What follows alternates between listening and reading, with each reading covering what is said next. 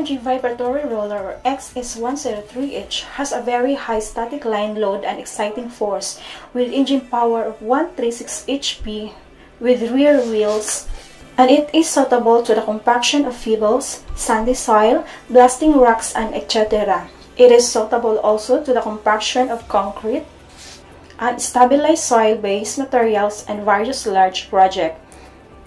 Thus, it's kind of important compaction of equipment in the construction of large projects such as port, railways, expressway, mine, and etc.